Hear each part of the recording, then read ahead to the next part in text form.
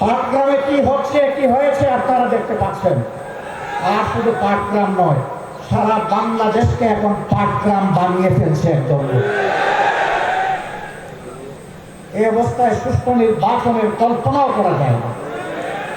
সুষ্ঠু নির্বাচনের জন্য কতগুলো মৌলিক সংস্কার অবশ্যই করতে হবে। আমরা সেই সংস্কারগুলোর কথা বলেছি। আমরা ওই সংস্কারও আদায় করে ছাড়ব এবং সুষ্ঠু নির্বাচনও আমরা ইনশাআল্লাহ আদায় করে ছাড়ব। কেউ যদি আওয়ামী ফ্যাসিবাদ আমলের নির্বাচনের স্বপ্ন দেখে থাকেন, আমরা বলবো মহান আল্লাহর সাহায্যে আমরা সেই স্বপ্নকে দুঃস্বপ্নে পরিণত করবো ইনশাআল্লাহ। এ স্বপ্ন বাস্তবায়ন হতে দেওয়া হবে না। কোনো প্রশাসনিক কূ করতে দেওয়া হবে না। ভোট কেন্দ্রে কোনো হস্তান্তর চলবে না। কালো টাকার কোনো খেলা সহ্য করা হবে না। এটা মনে রাখতে হবে।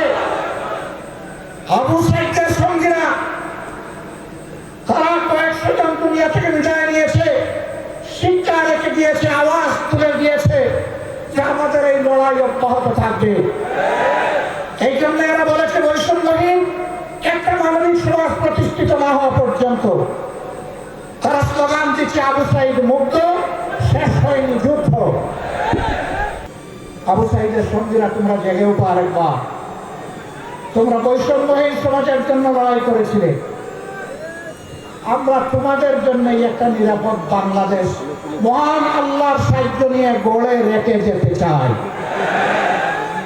যুবকদের হাত তোলা সামনে যেন মজবুত থাকে। নির্বাচনের সময় কেউ যেন পুরো অপকর্ম করার সুযোগ না পায়।